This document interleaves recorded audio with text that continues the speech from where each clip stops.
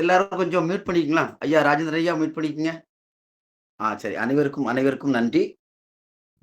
அனைவருக்கும் வணக்கம். இன்று நமது ராஜபாளையம் முத்தமிழ்ச் சங்கம் சார்பாக நடத்தக்கூடிய தொடர் ஆய்வரங்கம் இன்று 77வது நாள். 77 நாட்கள் வெற்றிகரமாக ஒவ்வொரு நாளும் சிறந்த ஆளுமைகளை கொண்டு நமது தளம் வெற்றிகரமாக இயங்கிக் கொண்டிருக்கிறது. அதற்கு முக்கிய காரணம் சரஸ்வதி அம்மா. அவங்க சிறந்த ஒவ்வொரு நாளும் தேர்ந்தெடுத்து நம்ம தளத்துக்கு சிறந்த ஆளுமைகளை கொண்டு வந்து பேச வைக்கிறாங்க.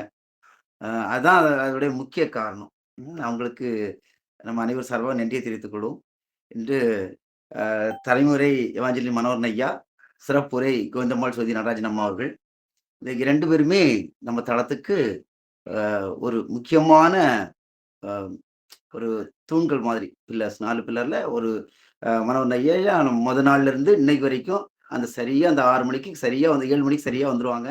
இதேபோல அந்த நம்ம ஒரு மனசுக்குள்ள ஒரு பொறுப்பு இருக்குல்லையா? எனக்கும் அப்படிதான். நான் வெளியில இந்த தளத்துக்கு வந்ததுக்கப்புறம் 7 மணிக்கு அப்புறம் நிறைய வேலைகள்லாம் இருக்கும். ஆனா அந்த 7 மணிக்கு என்னமோ எனக்கு அந்த நேரம் அந்த பள்ளிக்கூடத்துக்கு போகும்போது அந்த சரியா அந்த 9 மணிக்கு அந்த மனசுக்கு பெல் அடிச்ச ஒரு பய உணர்வு வரும் தெரியுமா? அது மாதிரி ஒரு உணர்வு வரும். ஐயோ! 7 மணி ஆகப்போதே அப்படிங்கக்கூடிய அந்த தளத்துக்கு வரணும். நம்ம வெளிய எங்கேயோ இருக்கிறோமே அப்படிங்கக்கூடிய ஒரு ஒரு பதட்டம் இருக்கும். அப்படி அது ஒரு பொறுப்பு. அந்த பொறுப்பா மனோகரன் ஐயாலது எல்லாருமே அசோகன் என்னுடைய நண்பர் அசோகன் எல்லாருமே சிறப்பா தினம் வரனால தான் இந்த தளம் வெற்றிகரமாக இயங்குகிறது. அதேபோல சரஸ்வதி அம்மா, இந்த கோவிந்தம்மாள் சோதி நடராஜன் அவர்களுங்க. அவங்க சிறந்த ஆளுமை. எந்த தலைப்பு கொடுத்தாலும் பேசுவாங்க. நான் கவிச்சக்கரவர்த்தி கம்பரை தான் கேள்விப்பட்டிருக்கேன். இன்னைக்கு வந்து மற்றுமோர் கவிச்சக்கரவர்த்திங்கிற தலைப்புல பேச போறாங்க. அவங்க எத பத்தி பேச போறாங்கன்னு தெரியல. இதுக்கு முன்னாடிலாம் அம்மாவுடைய திருக்குறள் இதத்தான் நான் நிறைய கேட்டிருக்கேன்.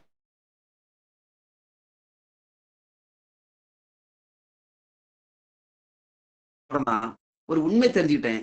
அவங்க திருக்குறள் மாதிரி எல்லா நூல்கள்லயும் அவங்க எப்பவுமே தினம் தலைமை உரை அவங்க. எந்த ஆளுமைகள் பேச வந்தாலும் அவங்க பேசுறதுக்கு முன்னாடி அவங்களுக்கு ஒரு பய உணர்வு கொடுக்குற மாதிரி அந்த தலைப்பை ஒரு 5 நிமிடத்துல இருந்து ஒரு 7 நிமிடம் சிறப்பா பேசிடுவாங்க. ஒரு ஒரு முன்னோட்டமாய் கொடுப்பாங்க. ஏன்னா அவ்வளவு தெரிஞ்சிருக்கும். அப்படி எல்லா தலைப்பிலும் பேசக்கூடியவங்க. ஆனா இன்னைக்கு பேச போற தலைப்பு அவங்க என்ன பேச எனக்கு குழுவே இல்ல. எனக்கு கவிச்சத்திரு கம்பன் அந்த இதுதான் தெரியும். இது எனக்கு தெரியும். மற்றும் ஒரு கவிச்சத்திரு அவங்க எதை பற்றி பேச போறாங்கன்னு தெரியல. இன்று தலைமை உரை ஐயா எவாஞ்சலின் மனோகர் ஐயாவும் அப்படிதான்.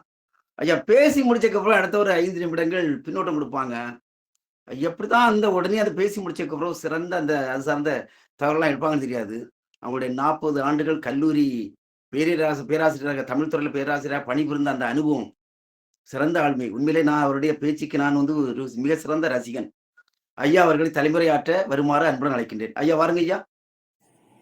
ஐயா கடவுள் வாழ்த்து பாடலையாங்கய்யா? ஐயோ சாரி மறந்துட்டேன். கடவுள் வாழ்த்து பாட சங்கரி அவங்களை அன்புடன் அழைக்கின்றேன். சங்கரி வாங்க. அனைவருக்கும் இனிய மாலை வணக்கம். தசரத புத்திரனான ஸ்ரீராமன் நாமமே, ராமநாமம் சொல்ல சொல்ல தனம் வந்து சேருமே.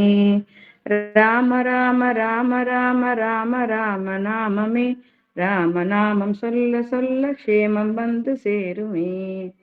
ராம ராம ராம ராம ராம நாம ராமமே, ராமநாமம் சொல்ல சொல்ல க்ஷேமம் வந்து கூடுமே. நன்றி. நன்றி நன்றி. அருமையான ஒரு கடவுள் வாழ்த்து. அடுத்ததாக தலைமுறைக்கு ஐயா எவாஞ்சலின் மனோகரன் ஐயா அவர்களை அன்பு அழைக்கின்றேன். அனைவருக்கும் மாலை வணக்கம்.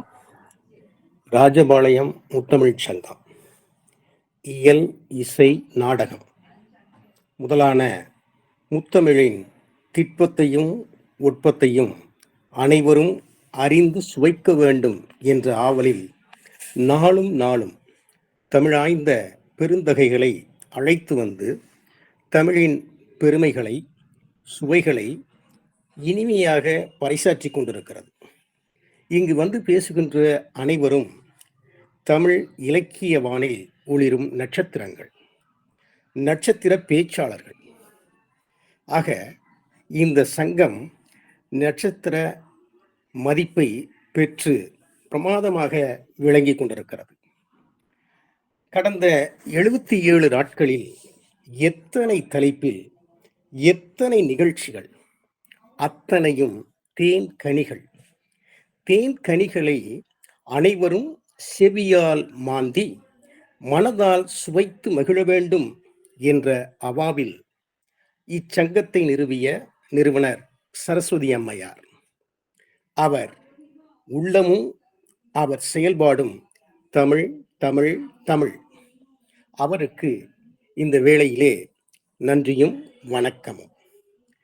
தேன் கனிகளை தமிழறிந்தோர் சுவைக்க தோதாக நிறுவன தலைமையோடு இணைந்து பாங்காக செயல்படும் இந்த நிகழ்ச்சியை மட்டுமல்ல, பல நிகழ்ச்சிகளை நெறிப்படுத்திக் கொண்டிருக்கக்கூடிய குமரி செல்வனார், தொழில் ஒரு கண்ணாகவும் தமிழ் மறு கண்ணாகவும் பாவிக்கக்கூடிய செல்வர், புதியது அறியும் அவாவினர். யாராவது புதிய தலைப்பிலே பேசினால் அந்த தலைப்பின் நுட்பங்களை, தான் வியந்ததை, உண்மையிலேயே வியந்திருக்கிறேன், கண்டிப்பாக இன்னும் 2 தினங்களுக்குள் அந்த பகுதியை முழுமையாக வாசிப்பேன், உங்கள் முன்னால் அதே தலைப்பிலே நானும் பேசுவேன் என்ற திண்ணிய மனத்தினர், விடாமுயற்சிக்கு உரியவர். அவர் இந்த அவையிலே இருப்பது இந்த அவைக்கு பெரும் சிறப்பு. அவருக்கும் நன்றி. அடுத்தபடியாக அவருடைய தோழர், அவர் இந்த நிகழ்ச்சிகளை சரியாக பதிவு செய்து இணையத்திலே ஏற்றி நாளும் நாளும் இந்த நிகழ்ச்சியிலே பங்கு பெறாதவர்களும் கேட்டு மகிழ வேண்டும், தமிழின் சுவை இப்படியெல்லாம் இருக்கிறது என்று இங்கே பேசுகின்ற பேச்சாளர்களின் சொற்பொழிவை எல்லோருக்கும் அறிமுகப்படுத்தி மகிழ்கின்ற பண்பாளர். அவர் சிரித்த முகத்திற்கு உரியவர். கவலை என்பதே அவருக்குள்ளே இல்லையோ என்ற எண்ணம் எனக்குள்ளே எழுவதுண்டு. ஆக அவரும் இந்த சங்கத்திலே இருப்பது மகிழ்ச்சி. இன்றைக்கு கடவுள் வாழ்த்து பாடிய சங்கரி அம்மையார், ராமநாமத்தை சொல்ல சொல்ல சொல்ல சொல்ல க்ஷேமம் நமக்கு வந்து சேருமே என்று அருமையாக நெஞ்சிற்குள்ளே அந்த பாட்டை பதிய வைத்த நல்ல இசை வல்லுனர். குரல் இவருக்கு வளைந்து கொடுக்கிறது. எந்த பாட்டை எடுத்துக்கொண்டாலும் அழகாக அருமையாக பாடுகின்ற பண்பாளர். அவருக்கும் நன்றி.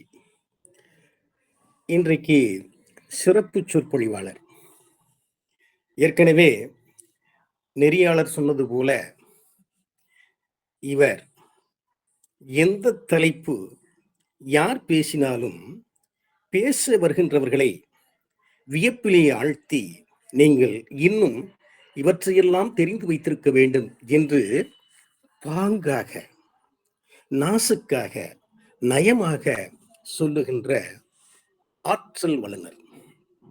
இவரை எண்ணி பார்க்கின்ற பொழுது இவருடைய வயதுக்கு, இவருடைய முதுமைக்கும், இவருடைய நினைவாற்றலுக்கும் ஒட்டுமில்லை, உறவும் இல்லை. தமிழ் இவருக்குள்ளே இருந்து கொண்டு இவருடைய நினைவை இன்னும் இன்னும் இன்னும் மேம்படுத்திய வண்ணம் இருக்கிறது. எத்தனை பாடல்கள், எத்தனை செய்திகள். ஆக இவரை நடமாடும் தமிழ் கலை களஞ்சியம் என்றும், சமகால அவ்வை என்றும், தமிழ் கணினி என்று சொல்லலாம். இதிலே யாரும் மறுப்பு சொல்லப் போவதில்லை. ஏனென்றால் அவர் பெற்ற தமிழறிவும், அந்த தமிழிலே அவர் துளையமாடி இருக்கக்கூடிய பண்பும் வியக்க வைக்கிறது. இவர் படிக்காத நூலே இல்லை அப்படின்ற ஒரு பிரமிப்பு எல்லோருக்குமே ஏற்படும். கவிமணி உவேசா பற்றி ஒரு இடத்திலே எழுதுவார்.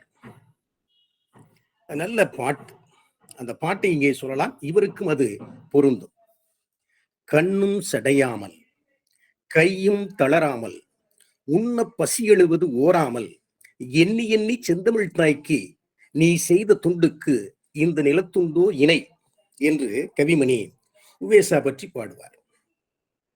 அதேதான் இவருக்கும். கையும் சிலைக்கவில்லை, கண்ணும் சோர்ந்து போகவில்லை.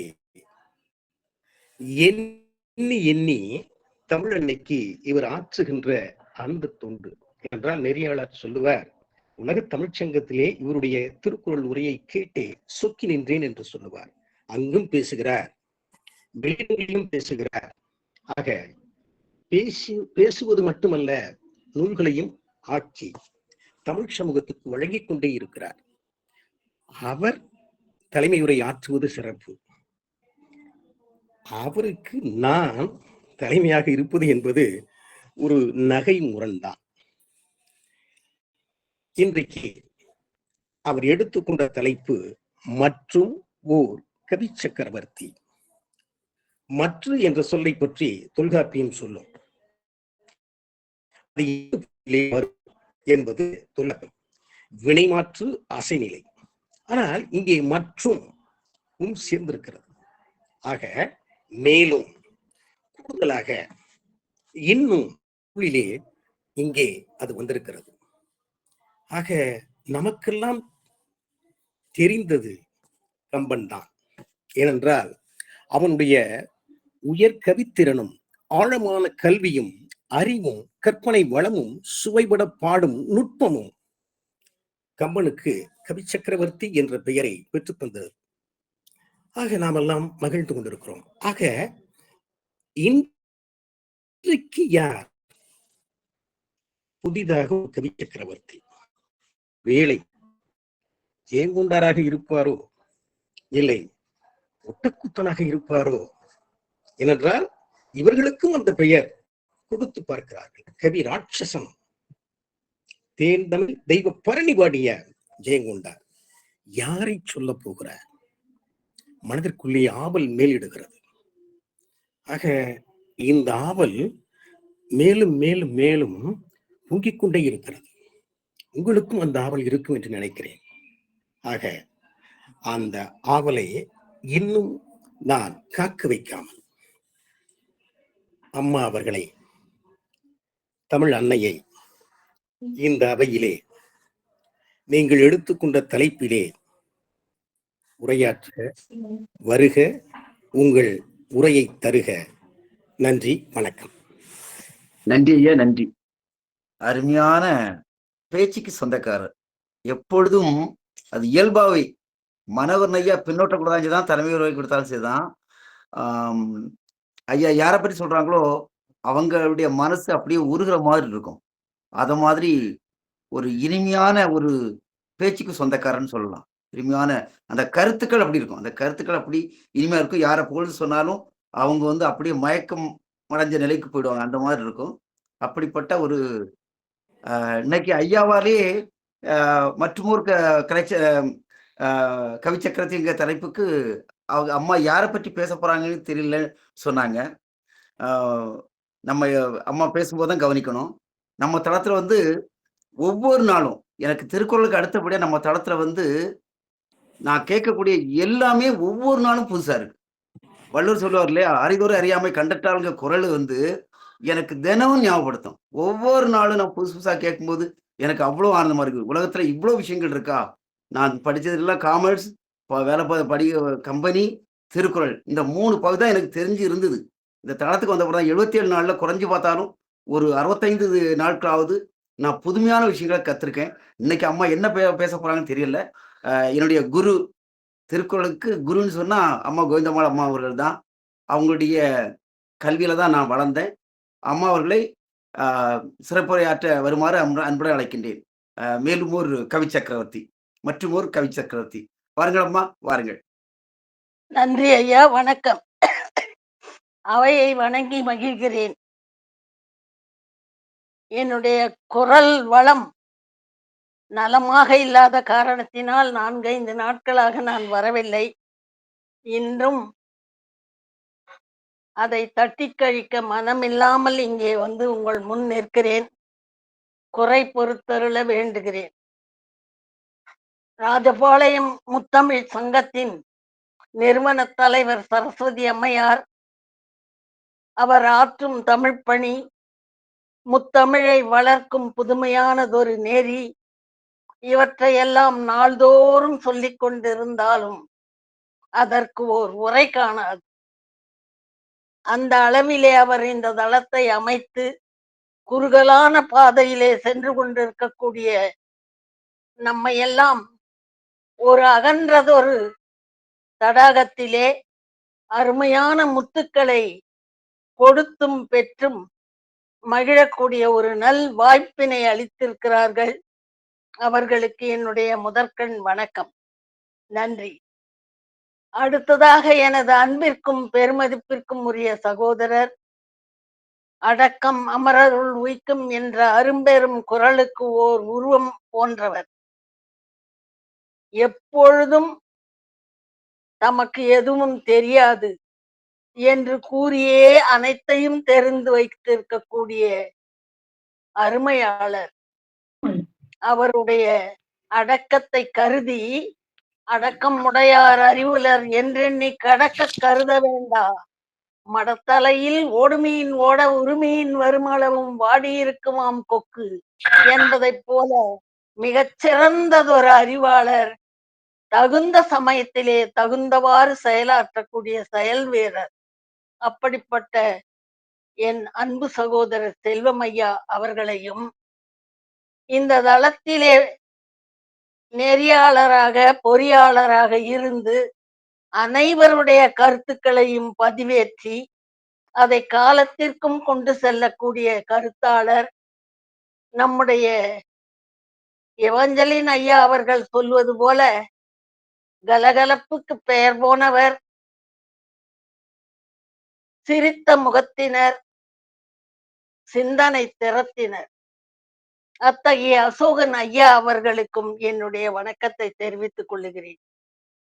அடுத்து அரங்கத்திற்கு ஏற்றவாறு அருந்தமிழ் பாடல்களை இறை வணக்கமாக பாடி ஈடும் எடுப்பும் இல்லாத தம் குரலால் இந்த அரங்கத்தை துவக்கி வைக்கக்கூடிய அன்பின் சகோதரி சங்கரி அவர்களுக்கும் என்னுடைய மனமார்ந்த நன்றியையும் வணக்கத்தையும் தெரிவித்துக் கொள்ளுகிறேன். அடுத்ததாக இன்று தலைமையுரை ஆற்றி அமர்ந்திருக்கக்கூடிய எவாஞ்சலின் மனோகரன் ஐயா, என்ன சொல்வது என்றே எனக்கு தோன்றவில்லை. அதாவது அவர் பின்னூட்டம் வழங்கும் நேர்த்தியை கண்டு நான் அவருக்கு பின்னூட்ட பேராழி என்று பெயர் சூட்டி இருந்தேன். ஆனால் அவர் முன்னூட்டத்திலும் நேர்த்திமிக்க முத்துச்சரங்களை கோர்த்து மாலையாக்கக்கூடிய முதன்மையாளர் என்பதை நிரூபித்துக் கொண்டிருக்கிறார். அத்தகைய அரும்பெரும் தமிழறிஞர் நம்முடைய செல்வன் ஐயாவை போலவே தம்மை எப்பொழுதும் ஒருபடி கீழிருத்தி காட்டக்கூடிய ஒரு எளிமையாளர். அவர்களை நான் என்ன சொல்லி வாழ்த்துவது புகழ்வது என்று புரியவில்லை.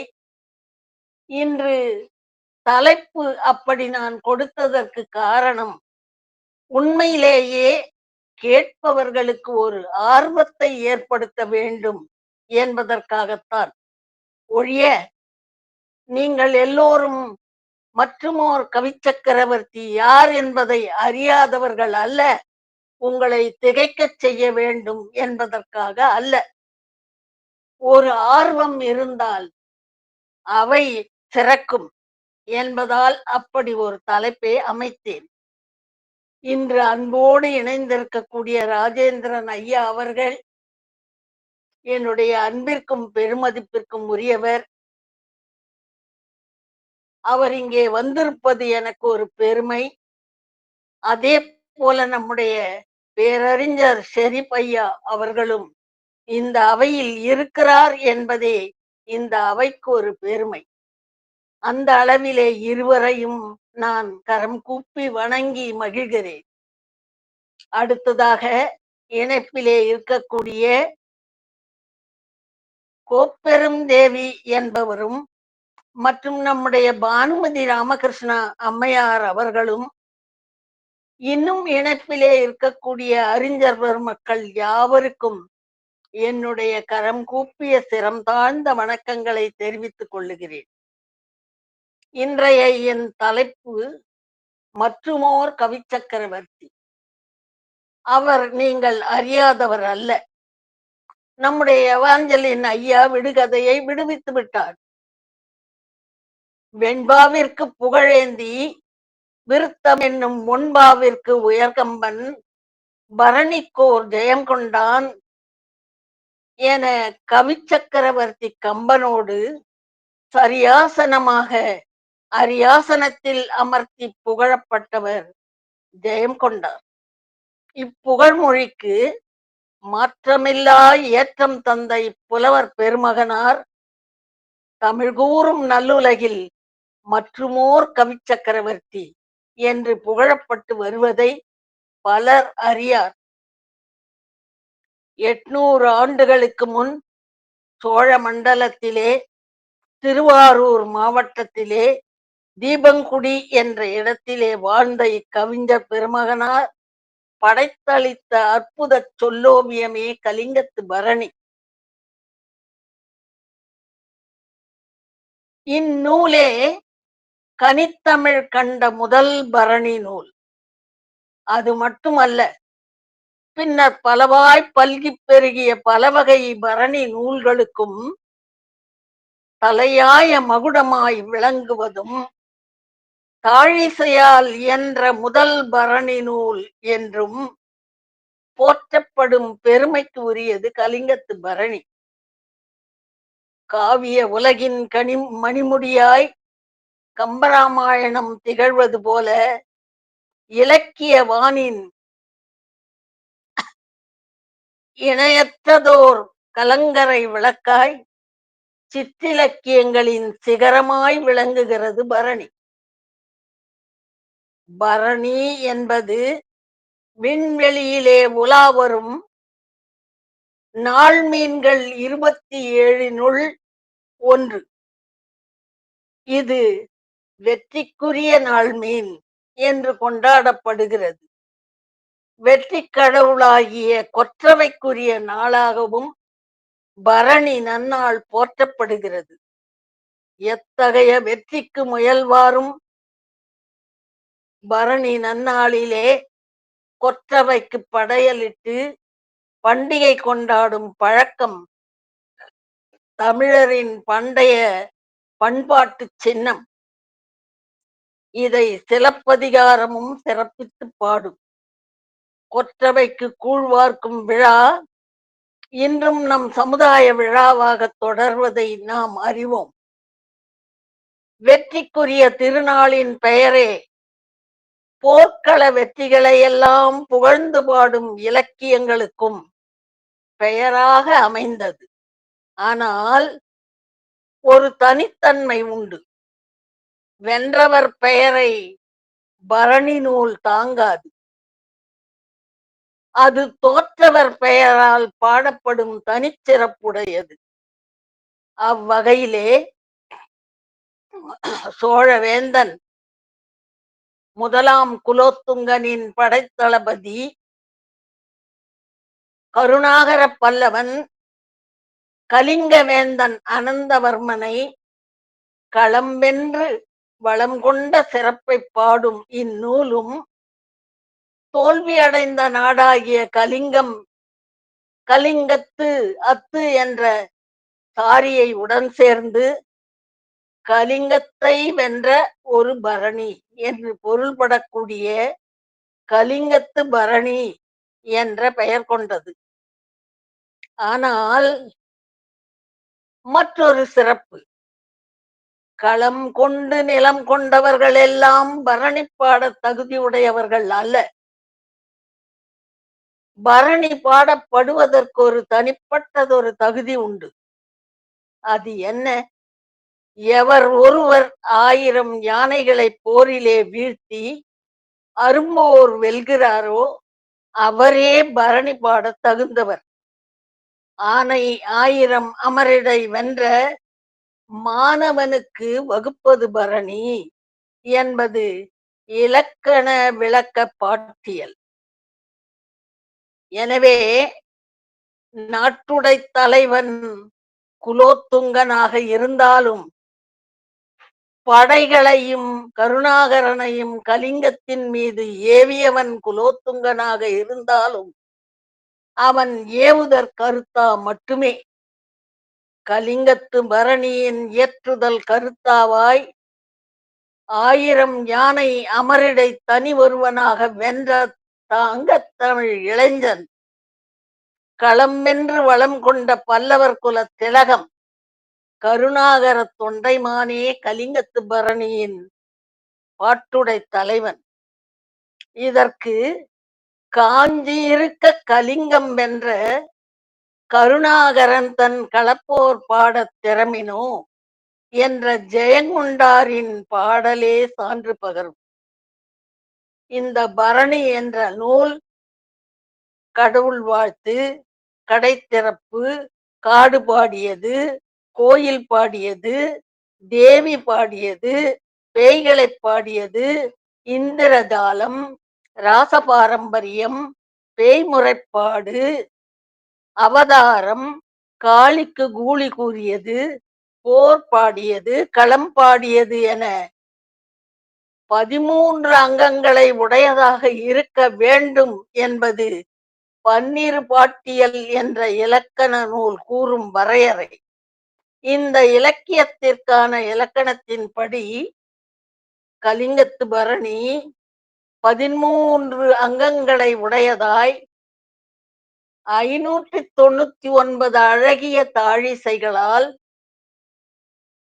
54 வகை சந்தங்களைக் கொண்டு யாக்கப்பட்ட அற்புதமானதொரு நூல். கம்பராமாயணம் பிறந்து அரங்கம் ஏறியது கிபி 1185. ஆனால் அதற்கு முன்பே கிபி 1112ஆம் ஆண்டே பரணியை அரங்கேற்றி கம்பனை முந்திய கொம்பன் ஜெயங்கொண்டார். அது மட்டுமல்ல, தம் நூலின் ஒவ்வொரு தாழிசைக்கும் ஒரு பொன் தேங்காயை அனபாய குலோத்துங்கன் உருட்டி பரிசளித்து சிறப்பிக்கப்பட்ட ஒரு அற்புதமான நூலை பாடிய தங்கப் புலவர் இவர்.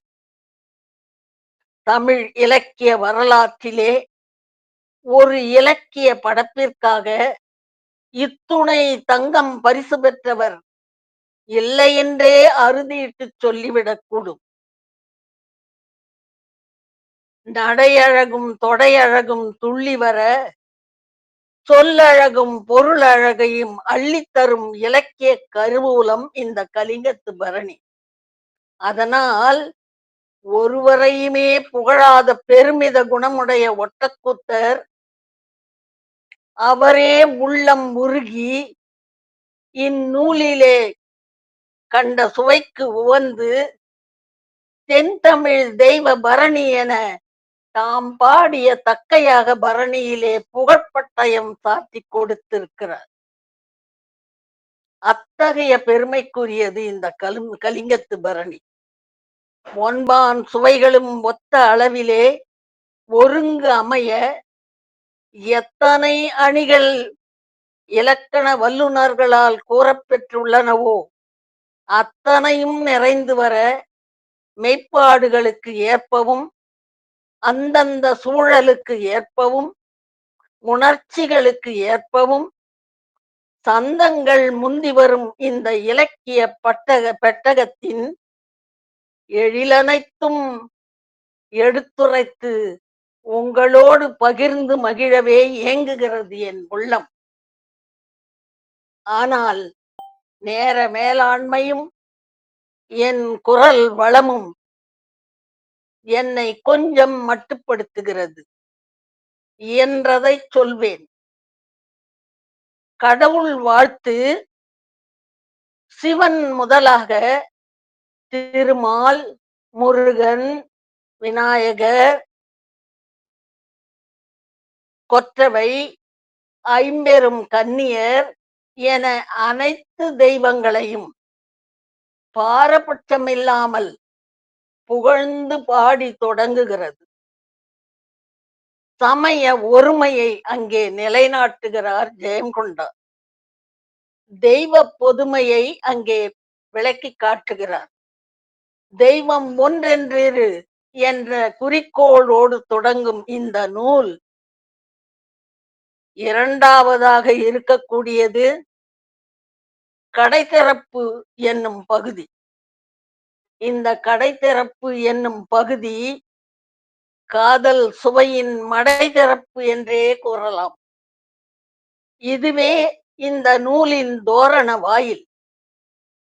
காடுகழி செல்வி காளிக்கு துணங்கையும் கூழும் நேர்ந்து குரவையும் பள்ளும் பாடி கருணாகரனின் களப்போர் வெற்றியை பாட வாருங்கள் வாருங்கள் என காதல் போர் புரிந்து களைத்து மயங்கி உறங்கும் பெண்டிரை காலை இளம் பொழுதிலே பரணி நன்னாளிலே துயில் உணர்த்தும் பாவை நோன்பு போன்றதொரு பாடல் அமைப்பை கொண்டதாக இந்த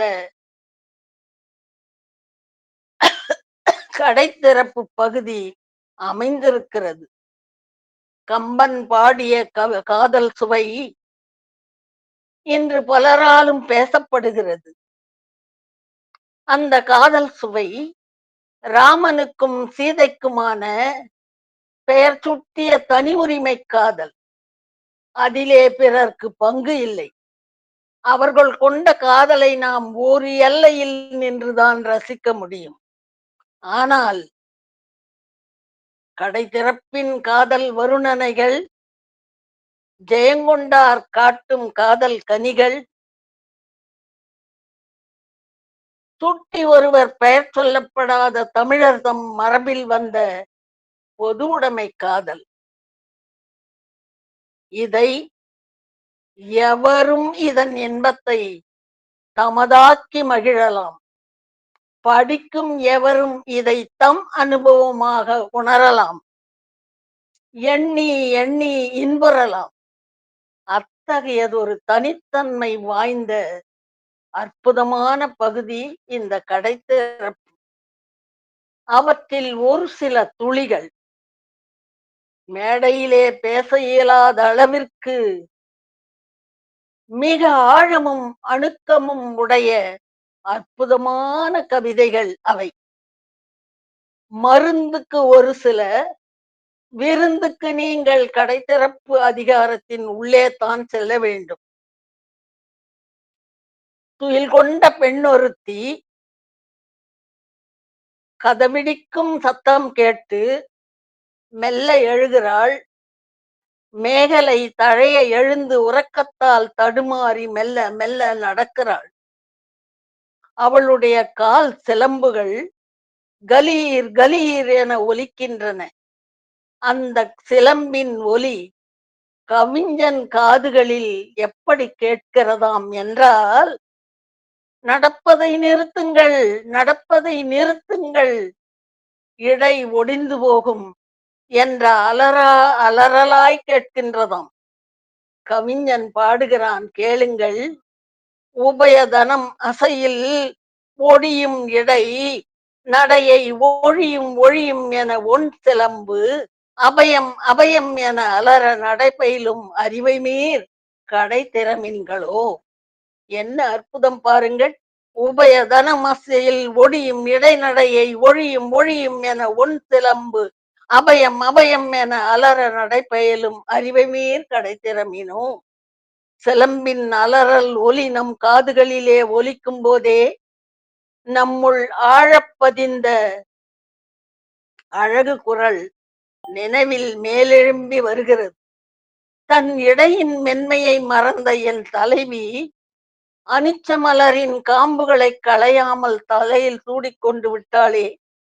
இனி இவள் இடை ஒடியத்தான் போகிறது, நான் என்ன செய்வேன் என்ற காதலனின் அலறல் குரலும் இந்த பெண்டிரின் குரலோடு இணைந்து சிலம்பின் குரலோடு இணைந்து கேட்கிறது. கேட்டு பாருங்கள். அனிச்சம்பூ கால் களையா பெய்தாள், நுசுப்பிற்கு நல்ல படாபறை என்பார் வள்ளுவர் பெருந்தகையார். இத்தாழிசை நம்மை மட்டும் மயக்கவில்லை சகோதரர்களே, பற்றெல்லாம் விட்டு பரமனையே பற்றிய தாய்மானாரையும் கட்டி போட்டு விட்டது என்றால் இதனுடைய அழகு நடையையும் சந்தத்தையும் பார்த்து கொள்ளுங்கள். அவர் இதை அப்படியே தம்முடைய பக்தி பாடலிலே பயன்படுத்துகிறார் 4 வரிகளை. மற்றொரு காட்சி. கணவன் போருக்கு போயிருக்கிறான். வரவேண்டிய நாள் கடந்து விட்டது. கவலையும் ஆவலும் நெஞ்சை கிள்ளுகிறது. உறக்கத்தை அள்ளுகிறது. இரவில் மெல்லிய ஓசை கேட்டாலும் கணவர் வந்துவிட்டார் என ஓடிச் சென்று கதவை திறக்கிறாள் அந்த பெண். அங்கே கணவனை காணாதவளாய் ஏமாற்றத்தோடு கதவை மூடுகிறாள். உறக்கம் வரவில்லை. மீண்டும் காலடி ஓசை. ஓடிச் சென்று கதவை திறக்கிறாள். மீண்டும் ஏமாற்றம். மூடுகிறாள். இப்படி இரவு முழுவதும் திறந்து திறந்து மூடி கதவின் குடுமியே தேய்ந்து விட்டதாம் பாருங்கள். வருவார் கொழுனர் எனத் திறந்தும் வாரார் கொழுனர் என அடைத்தும் திருகும் குடுமி விடிவளவும் தேயும் கபாடம் திறமினோ. எத்தகைய உணர்வு சித்திரம் பாருங்கள். அந்த பெண்ணின் மனநிலை எந்த அளவிற்கு ஆழமானது, கதவு குடுமி தேயும் அளவிற்கு ஆழமானது. இன்னொரு பெண் தன் தோழிகளோடு வெற்றி விழாவிலே அமர்ந்து உல்லாசமாக பேசிக் கொண்டிருக்கிறாள். அவள் கையிலே அவள் வளர்க்கும் கிளி அமர்ந்திருக்கிறது. அவள் பேசுவதை கேட்டு அந்த கிளிக்கு தானும் ஏதாவது பேச வேண்டும் என்று ஆசை வந்து விட்டதாம். உடனே அது என்ன செய்கிறது?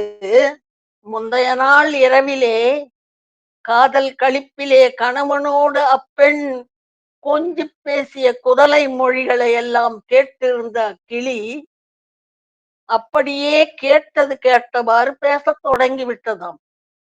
சொன்னதை சொல்லும் கிளிப்பிள்ளை அல்லவா? திடுக்கிட்டு துடித்து போகிறாள் அப்பெண். அறையில் நடந்ததெல்லாம் அம்பலத்திற்கு வருகிறதே என்று கிளியின் வாயை பொத்துகிறாளாம். நேயக்கலவி மயக்கத்தே நிகழ்ந்த மொழியை கிளி உரைப்ப வாய் புதைக்கும் மடநல்லீர் மணிப்பொற்கபாடம் திறமினோ. இந்த பாடலை கேட்டு ராமநாதபுரம் முத்துராமலிங்க தேவர் சிறந்த தமிழறிஞர் அவரும் அவருடைய நண்பர் சரவண பெருமாள் கவிராயரும் இந்த தாழிசையால் கவரப்பட்டவர்களாகி அதை விடுகதையாக்கி கொண்டு பின்னாளிலே அவர்கள் சந்திக்கும் பொழுதெல்லாம் அதை தத்தை ஒருத்தி தன் கை தத்தையை ஓயாது அடித்த வித்தை என என்னதென் முகவை வேல்வேந்தே என்று கேட்க கவிராயர் கேட்பாராம். உடனே அதற்கு முத்துராமலிங்கர் பதிலளிப்பாராம். மெத்தையின் மேல் புள்ளியை என் கணவன் புகன்ற மொழி கற்று சகிபால் சொல்லினையே என துடித்து அடித்தேன் என்று சொல்வாளாம்.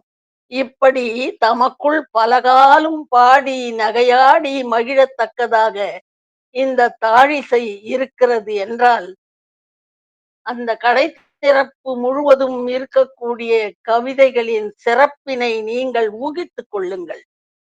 எவராலும் பாட முடியாத அளவுக்கு அணுக்கமும் ஆழமும் கொண்டவை கடற்சிறப்பு பாடல்களின் காதல் சுவை.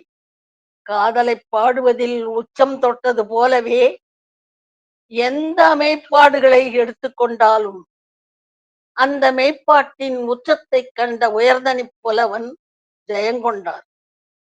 பாலையை பாடுகிறான்.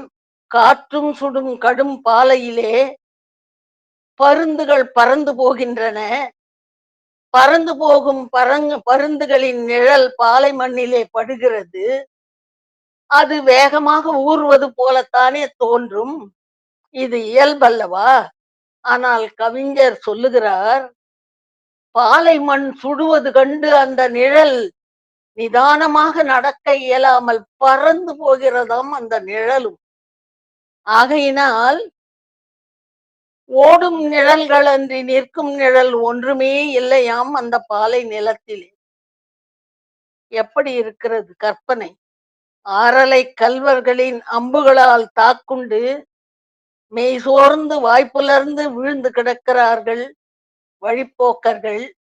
அவர்கள் வாய் உலர்ந்து உதடுகள் காய்ந்து கிடக்கின்றன. உதடுகளை நனைத்துக் கொள்ளக்கூட தண்ணீர் இல்லையாம். கண்ணீர் சுரந்தால் அந்த கண்ணீரையாவது நாவினால் நக்கி உதடுகளை ஈரப்படுத்திக் கொள்ளலாம் என்று பார்த்தால் வெப்பத்தால் கண்ணீரும் வழிவது நின்று போய்விட்டதாம்.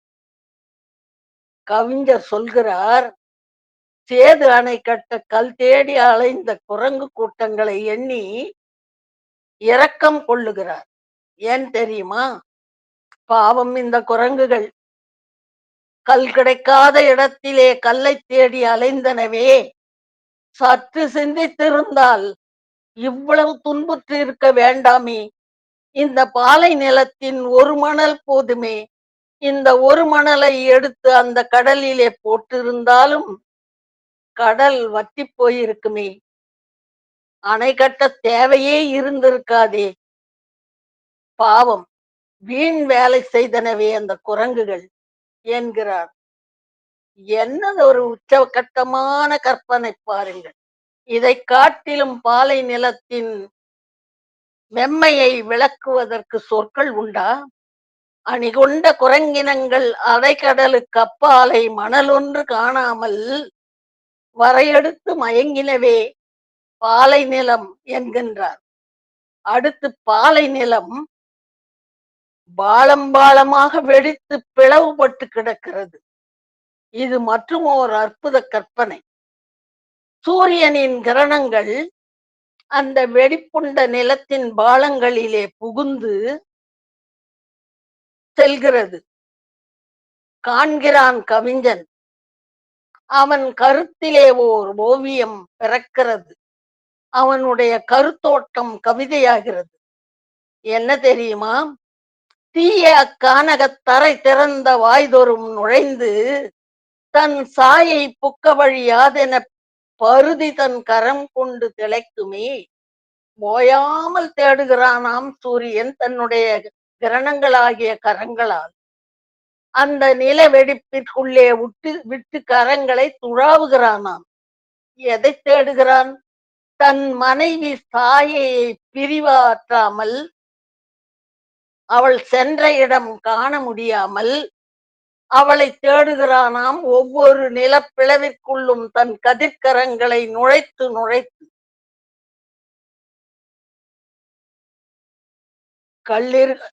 கள்ளிருக்கும் மலர் கூந்தல் ஜானகியை கறந்த காதல் உள்ளிருக்கும் என நினைந்து உட்புகுந்து தடவியதோ ஒருவன் வாளி என்று போர்க்களத்திலே இறந்து கிடக்கும் ராவணனை கண்டு கதறி அழுவாள் மண்டோதரி. இந்த கற்பனைக்கும் முற்பட்ட கற்பனை அல்லவா இது? போர் பாடுவதிலே ஜெயங்கொண்டானின் தந்த சுவையின் உச்சத்தை எங்கும் மிஞ்சியிருப்பதை காணலாம். 4 வகை போர்ப்படைகளும் அணிவகுத்து புறப்பட்டு விட்டன. காண்பவர்கள் கண்கள் வியக்கின்றார்கள், மலைக்கின்றார்கள். என்ன இது? இத்துணை பெரிய படையா? அகில வெற்பும் இன்று ஆனையானவோ? உலகத்திலே இருக்கக்கூடிய மலைகள் எல்லாம் யானைகளாக வடிவெடுத்து விட்டனவோ? அடைய மாருதம் புறவியானவோ? தென்றல் காற்றே குதிரையாகி விட்டதா? வேகமாக ஓடக்கூடிய குதிரைகளாக விரைந்து வருகின்றனவே. முகில் அனைத்தும் அத்தேர்களானவோ?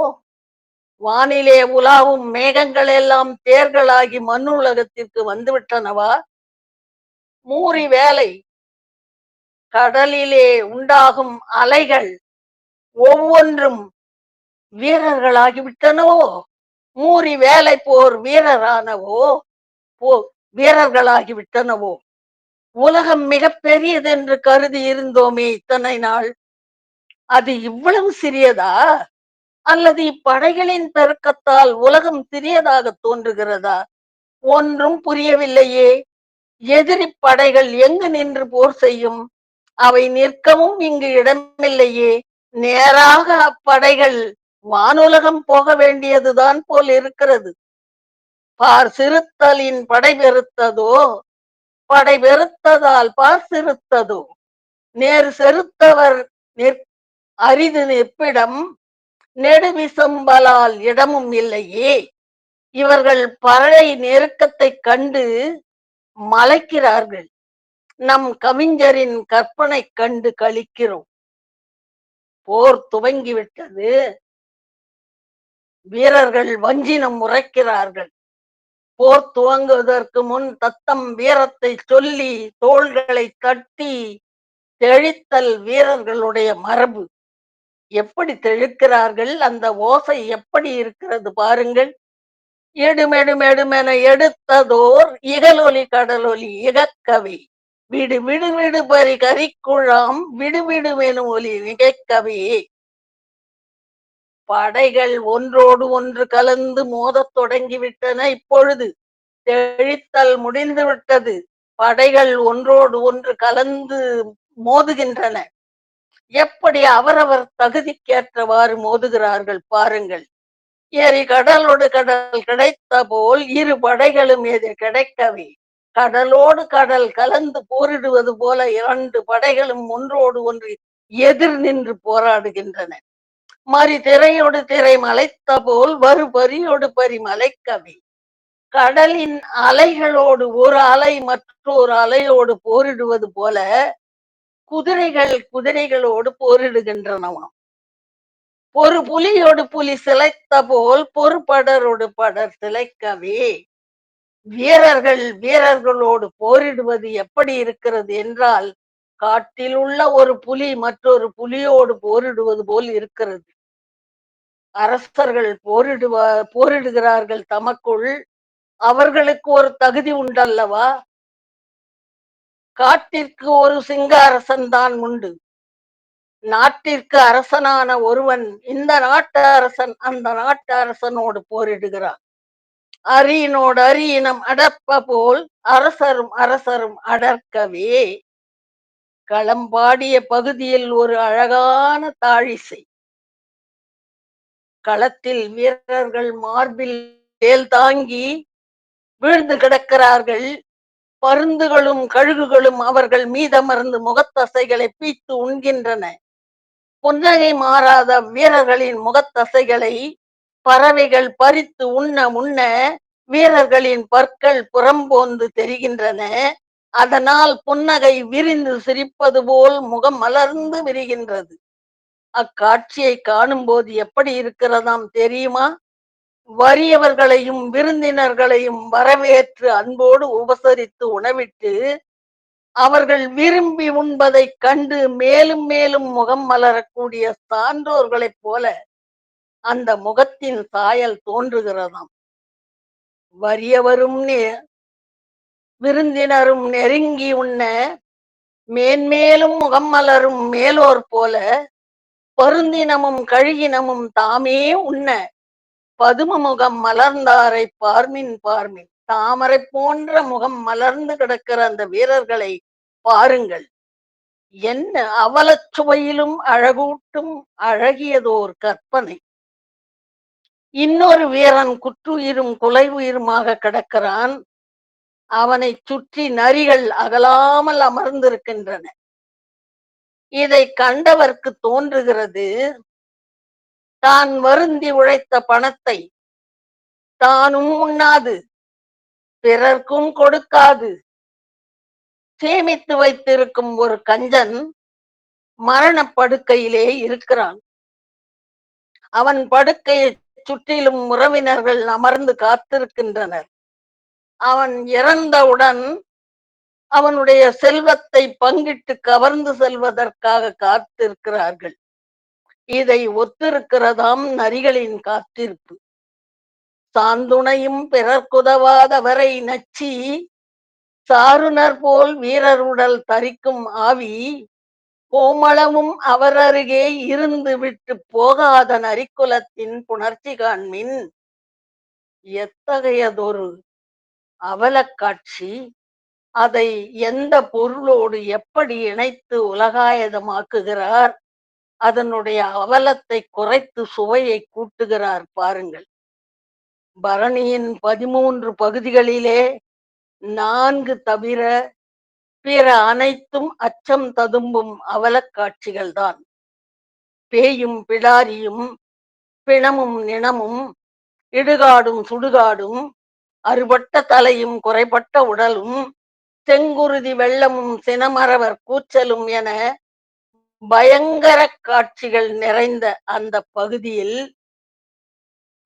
பகுதியை நிகழ்வுகளை ஒன்பான் சுவைகளுக்கு உட்படுத்தி ஒப்பற்றதோர் மாய உலகை படைத்து மதியை மயக்கி காவிய ரசிகர்களை கட்டி போடுகிறார் ஜெயங்கொண்டார்.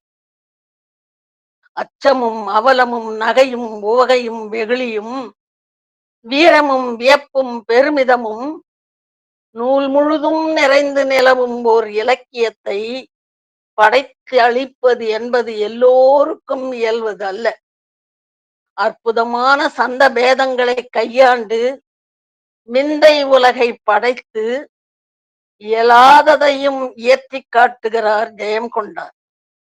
இறுதியாக அச்சத்தாலும் அவலத்தாலும் கலங்கி நிலை குலைந்திருக்கும் நம் உள்ளங்களை நிலைநிறுத்தி தேற்றும் வண்ணம் அற்புதமானதொரு வாழ்த்துடன் நூலை முடிக்கிறார்.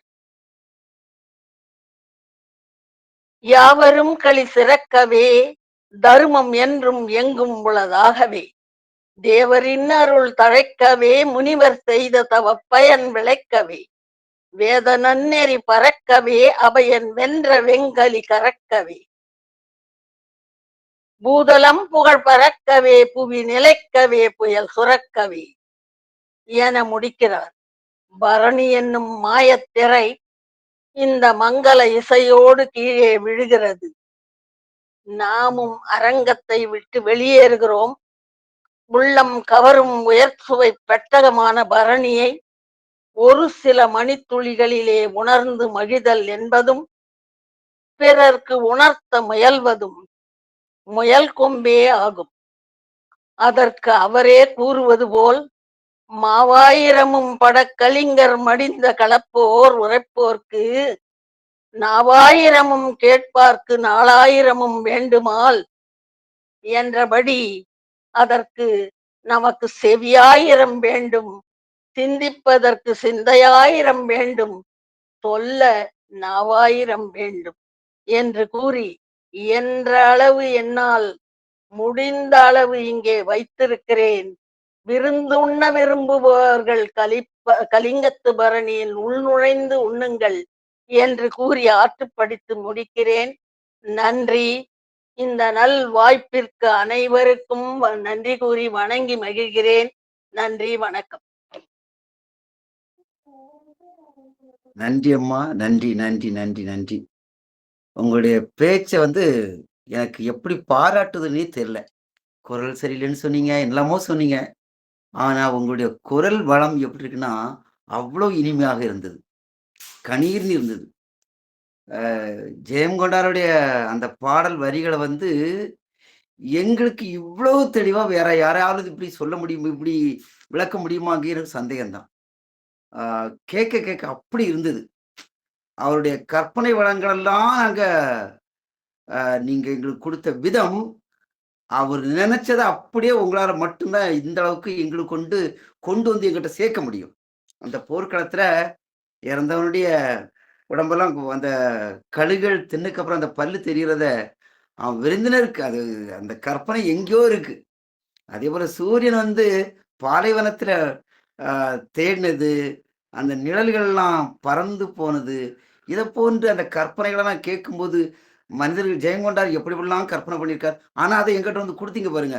இந்த தளம் உண்மையிலேயே இல்லைன்னா உங்களுடைய பேச்சுகளெல்லாம் நாங்க இழந்திருப்போம். அதனால எங்களுக்கு நீங்க தலைமையா கிடைச்சது தினமும் எப்படி ஒரு 5லேருந்து 7 நிமிஷம் நாங்க உங்களுடைய பேச்சை தினமும் கேட்டுறோம். அவ்வளவு சிறப்பு. இன்னைக்கு கலிங்கத்து பண்ணை பற்றி ஏற்கனவே மனோகரன் ஐயா வந்து பேய்களின் வர்ணனை பற்றி பாடுனாங்க. 13 பகுதியில நீங்க இன்னைக்கு கொஞ்சம் தான் பேசுறீங்கன்னு எனக்கு தெரியுது. உங்களுடைய அந்த உங்களுடைய அந்த பாடல்கள் எல்லாம் நீங்க சொன்ன விதங்கள், என்ன தெளிவு! அந்த கருத்துக்களை எங்களிடம் கொண்டு வந்து சேர்த்த விதம், உண்மையிலேயே உங்கள் உங்கள் குரல் அவ்வளவு இளமையாக இருக்கிறது. அதாவது இத பேசும்போது நீங்க உங்களுடைய எனர்ஜி லெவல பார்த்தா எங்கேயோ இருக்கு. எவ்வளோ அழகா பேசுறீங்க! என்ன சிறப்பா இருக்கு! நீங்க நான் கேட்கும்போதெல்லாம் இந்த தணல்லாம் உங்க பேச்செல்லாம் நாங்க மிஸ் பண்ணிட்டோமே, அந்த ஒரு எண்ணம் தான் எனக்கு ஓடிட்டே இருந்தது. அவ்வளவு சிறப்பாக இருந்தது. நான் சொல்லணும்னா நிறைய நீங்க பேசுன நிறைய சொல்லலாம். வேண்டாம். நிறைய பின்னோட்டம் கொடுக்க வேண்டாம். மற்றவங்களெல்லாம் நான் கூப்பிடுறேன். அடுத்தது எவாஞ்சலி மனோகரன் ஐயா அவர்களை பின்னோட்டம் தர அன்புடன் அழைக்கின்றேன். அனைவருக்கும் வணக்கம். அம்மா அவர்கள் என்னுடைய குரல் சரியில்லை என்று சொல்லி தொடங்கினாலும் தமிழ் அன்னை அவருக்குள்ளே புகுந்து அவரை இயக்க அவருடைய குரல் மிக தெளிவாக அருமையாக கேட்பவருடைய செவிகளிலே தேனாக பாய்ந்தது. கலிங்கத்து பரணி ஜெயங்கொண்டார் கிட்டத்தட்ட 500க்கும் அதிகமான தாழிசை, 13 உறுப்புகள்.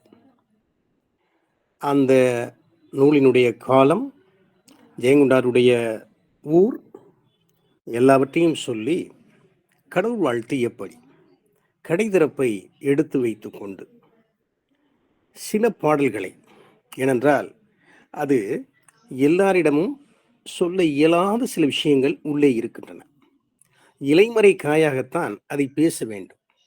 அதை முன்னமேயே லேசாக சொல்லி அதற்கு பின்னால் சில பாடல்களை எடுத்து வைத்து அதை சொல்லுகின்ற பொழுதே வள்ளுவரையும் தாயுமானவரையும் மெல்ல எங்களுக்கு காட்டி இந்த இலக்கியத்தின் பாதிப்பு எதுவரை இருக்கிறது என்பதையும் அழகாக சொன்னீர்கள். ஆக ஒரு பாடல் நினைவுக்கு வருகிறது. பெண்கள் கூந்தலை மட்டுமா முடிகின்றார்கள்? கூந்தலிலே பூவை மட்டுமா முடிகின்றார்கள்? இல்லையே, தங்கள் குழந்தை உயிரையும் அல்லவா சேர்த்து முடிகின்றார்கள். நல்ல பாடல். செக்கச் சிவந்த கழுநீரும் செகத்தில் இளைஞர் ஆறுயிரும் ஒக்கச் செருகும் குழல் மடவீர் ஒம்பொற் கபாடம் திறமீனோ. ஏன்னா கூந்தல் அந்த பூவை செருகிறாங்களாம். பூவை மட்டும் அவங்க செருகலை, கணவருடைய குழுனருடைய உயிரையும் சேர்த்தல்லவா செருகுகின்றார்கள். அதே போல காடை பற்றி அவர் பாடுகின்ற பொழுது நெருப்பை அப்படி தகடா ஆக்குனது போல அந்த நிலப்பரப்பு இருப்பதாக சொல்லுகின்றார். இன்னொரு ஒரு ஒரு மயக்க அணிதான். அதாவது மான்கள் அந்த பாலை நிலத்துல அப்படியே எங்கேயும் எங்கேயுமா சுத்திக்கிட்டு இருக்கு, தண்ணிக்காக ஏங்கிக் கொண்டிருக்கின்றன. அந்த நேரத்துல வெயில் பொறுக்காம சென்னாய் நாவை நீட்டி அந்த உமிழ்நீரை கீழே சிந்துது. அந்த உமிழ்நீரை குடிச்சாவது தங்களுடைய தாகத்தை தனித்து கொள்ள முடியுமா என்று மான் எண்ணி, இதுக்கு அதுக்கு ஆகாது, மான் சென்னாயினுடைய நாவை நக்கி விக்கி கொண்டிருக்கக்கூடிய ஒரு காட்சியை ஜெயங்கொண்டார் சொல்லுவார். ஆக எந்த பக்கம் தொட்டாலும் ஜெயங்கொண்டாரின் கவித்துவமும் அவருடைய அறிவும் அவருடைய மேதமையும் விளங்குவதை பார்க்க முடியும். பேயை பாடியதாக இருக்கட்டும், இல்லை ராச பாரம்பரியமாக இருக்கட்டும், இல்லை இந்திரசாலமாக இருக்கட்டும், தேவியை பாடியதாக இருக்கட்டும், எல்லாவற்றிலுமே அவருடைய புலமை, அவருடைய தமிழ் விளையாடும். எதையுமே நம்ம குறைச்சி சொல்ல முடியாது. ஏன்னா எதுக்காக பனி விழுகுது, மழை பெய்யுது அப்படின்றதுக்கு அவர் ஒரு கற்பனையை கொண்டு வருவார். வெண்மதியும் முகிலும், ஐயோ இந்த காடு பெரிய காடாச்சே, இது வெம்மை கடுமையா இருக்குமே, இது வேகமா கடக்கணுமே அப்படின்ற ஒரு எண்ணத்துல இந்த பக்கம் இருந்து அந்த பக்கம் கிடுகிட்டு ஓடி அங்க போய் நின்று மூச்சு இழைக்குதான், உடம்பு வேர்க்குதான். ஆக மதியிலே வேர்ப்பது பனி, முகிலிலே வேர்ப்பது மழை. எப்படி ஒரு கற்பனையை அவர் கொண்டு வர்றார் பாருங்க. அதனாலதான் இந்த நூலை பரணிக்கூர் ஜெயங்கொண்டார் என்று சொல்லுவார்கள். தேன்தமிழ் தெய்வ பரணி என்றும் சொல்லுவார்கள். அப்படிப்பட்ட கலிங்கத்து பரணியை ஒரு குறுகிய காலத்துக்குள்ள, ஏன்னு சொன்னாக்க ஒன்பான் சுவைகளையும் எடுத்து பேசினா அது நேரம் ஓடிக்கிட்டே இருக்கும். அந்த நேரம் கருதி அவர்கள் தங்களுடைய வேகத்தை குறைத்து சட்டென்று நிறுத்திவிட்டார்கள். மனம் என்னமோ இயங்குகிறது, இன்னும் சிறிது நேரம் பேசி இருக்கலாமே, பரணி சுவையை பாங்காக பருகி இருக்கலாமே என்று. என்ன செய்வது? இன்னும் ஒரு நாள் இதே போன்ற உரையை நீங்கள் தர வேண்டும் அம்மா. வணங்குகிறேன், வாழ்த்துகிறேன். நன்றி, வணக்கம். அருமை ஐயா, அருமை. மேலும் அந்த சிறப்பு உரைக்கு மேலும் மெருகூட்டும் விதமாக அமைந்திருந்தது. அருமை, அருமை. அடுத்ததாக ராஜேந்திரன் ஐயா அவர்களை அன்பு அழைக்கிறேன். ராஜபாளைய முத்தமிழ் சங்கத்தின் நெறியாண்மை செய்கின்ற ஐயா செல்வன் ஐயா அவர்களே, அருமையான தலைமை உரை ஆற்றிய ஐயா இவஞ்சலின் அவர்களே, சிறப்புரை அது சிறப்புரை அல்ல, ஜெயங்கொண்டாரை பற்றி அருமையான ஒரு உரை நிகழ்த்தி அவர் ஜெயம் கொண்டார் என்று சொன்னார். அவர் வெற்றி கொண்டார் என்றுதான் சொல்ல வேண்டும். குறை இருந்தால் பொறுத்து கொள்ள வேண்டும் என்று சொன்னால், நீங்கள் அம்மா, நீங்கள் நான் நிறை சொல்லுகின்றேன், நீங்கள் பொறுத்து கொள்ளுங்கள். எப்படிப்பட்ட உரை, அருமையான உரை. அதாவது ஒரு பானை சோற்றுக்கு ஒரு சோறு பதம் என்பது போல கலிங்கத்து பரணியுடைய சாரை நமக்கு எடுத்து கொடுத்தார். மிக அருமை. அவர் சற்று முதுமையானவர், ஆனால் சொல்லில் இளமை, உச்சரிப்பில் இளமை. அருமை. எப்படி பாராட்டுவது என்றே தெரியவில்லை அம்மா. அந்த கலிங்கத்து பரணியை சொல்லும் பொழுது இலக்கிய வானிலே ஒளிவிடும் நட்சத்திரமாக இருக்கிறது, சிற்றிலக்கியத்திலே சிகரமாக இருக்கிறது என்று அருமையான ஒரு முன்னுரையோடு அழகாக சொன்னீர். அதாவது அவர் சொல்லும் பொழுது கம்பனை வென்ற கொம்பன் என்று சொல்லுகிறார். ஜெயங்கொண்டாரை பற்றி சொல்வது கம்பனை வென்ற கம்பன் கவிச்சக்கரவர்த்தி, மற்றும் ஒரு கவிச்சக்கரவர்த்தி இவராக இருக்கின்ற இந்த ஜெயங்கொண்டார் கம்பனை வென்ற கொம்பனாக இருக்கிறார் என்று சொல்லி அவர் தங்கம், ஒவ்வொரு பாடலுக்கும் தங்கம் பரிசு பெற்றார். அது மாத்திரமல்ல, ஒட்டக்கூத்தர் எப்பொழுதுமே சொல்லில் தவறு இருந்தால், பாக்களில் தவறு இருந்தால் அவர் தண்டிக்கக்கூடிய இயல்பினர். ஆனால் ஒட்டக்கூத்தரே பாராட்டினார் என்றால் அந்த பாடலுடைய பெருமையை எவ்வாறு சொல்கிறது? கலிங்கத்து பரணியை பற்றி மிக அழகாக கடவுள் வாழ்த்திலே அனைத்து தெய்வங்களையும் சுட்டி காட்டுகிறார். சிவனை குறிக்கிறார், பிரம்மனை குறிக்கிறார், விஷ்ணுவை குறிக்கிறார், பிரம்மாவை குறிக்கிறார், அனைத்து தெய்வங்களையும் குறிக்கின்றார். தெய்வம் ஒன்று என்று இரு. அம்மா அழகாக சொன்னார். தெய்வம் ஒன்று என்று இருந்து சொல்லி அனைத்து தெய்வங்களையும் அவர் ஏற்றி போற்றுகிற அந்த கூற்றை மிக அழகாக சொன்னார். அதாவது கம்பன் ராமனுடைய சீதையும் ஒரு எல்லைக்குள், அந்த காதல் என்ற எல்லைக்குள் வகைப்படுத்துவார்.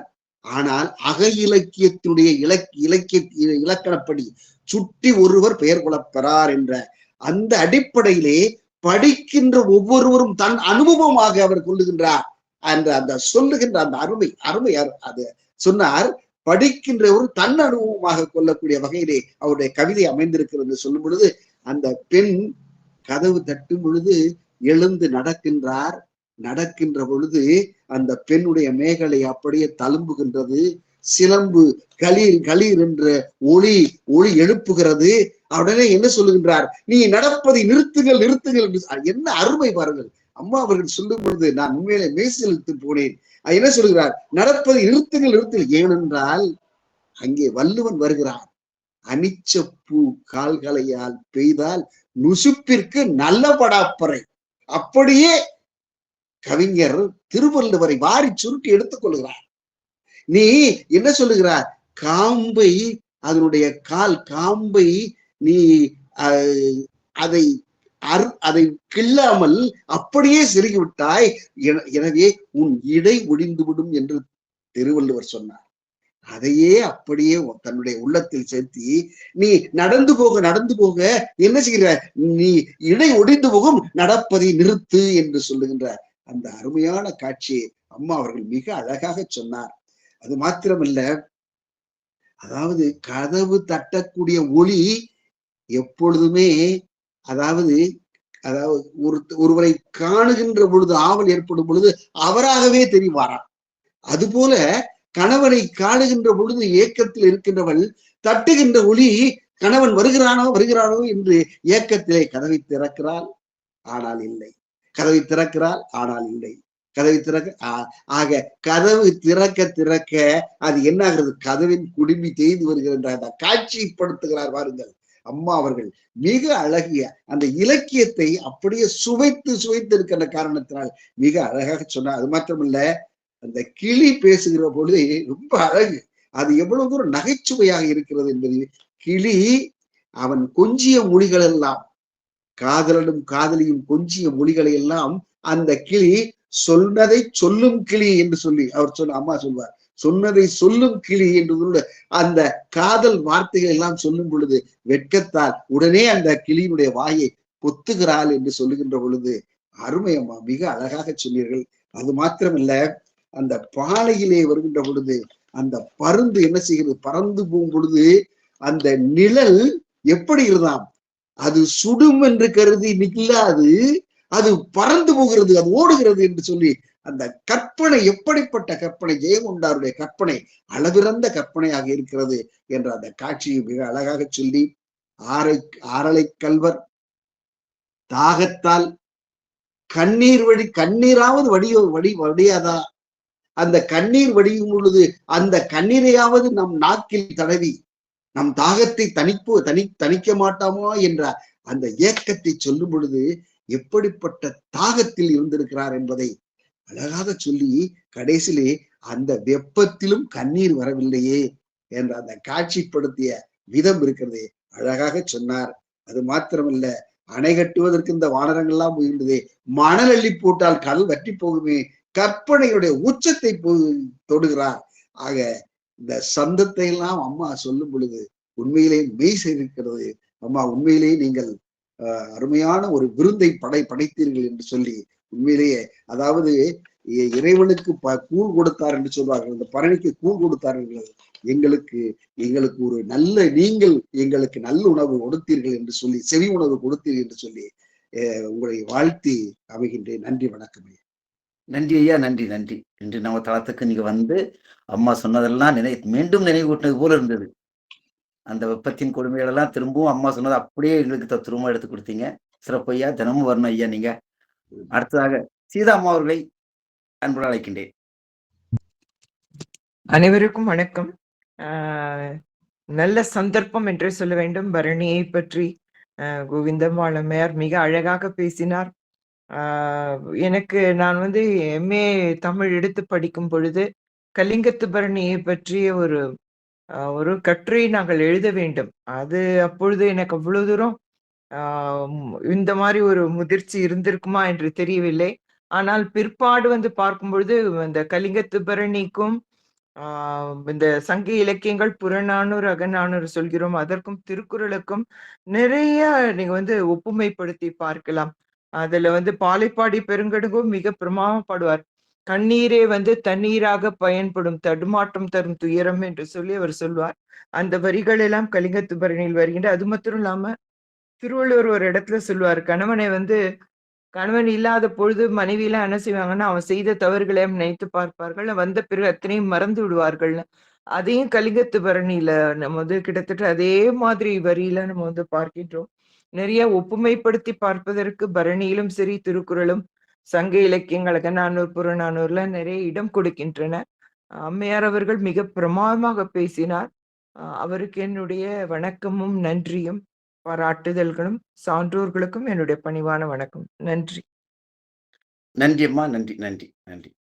அடுத்ததாக கோப்பந்திரி தேவி பேசுறீங்களா?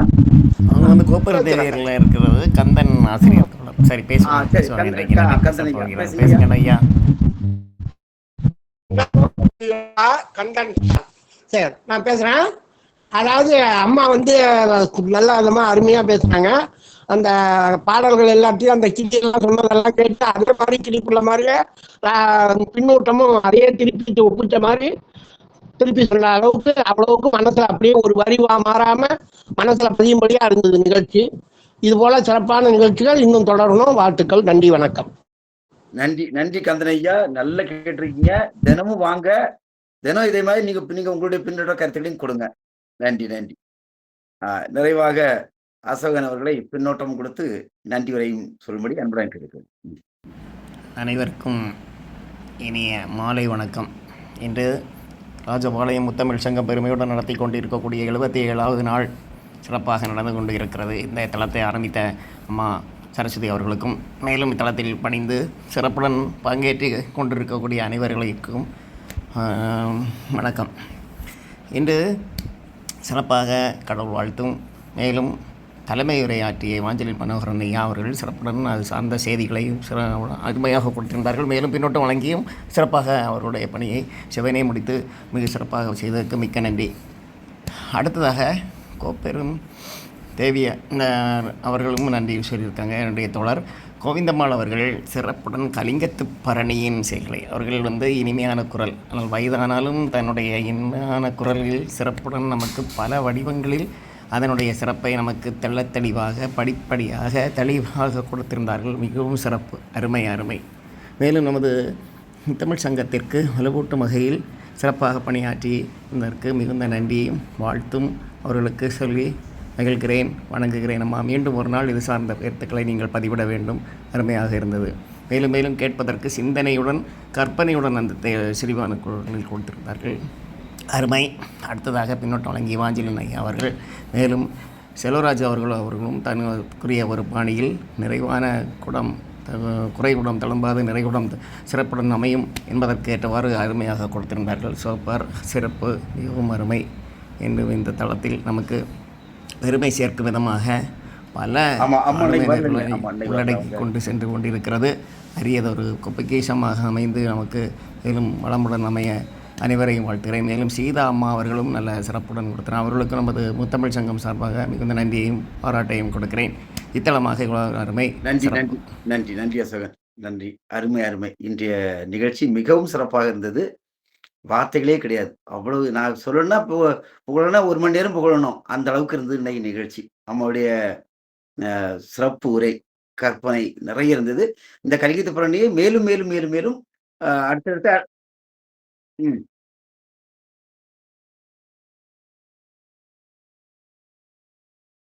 ம் நான் அம்மாவுடைய புகைப்படம் என்னுடைய வாட்ஸ்அப்ல இருக்குன்னு நினைக்கிறேன். நான் உனக்கு அனுப்புறேன். சரி. ஆமாமா. இத இன்னொரு தடவ கேட்கணும். அம்மா பேசுனத எல்லாரும் கேட்பாங்க. உண்மையிலேயே கேட்பாங்க.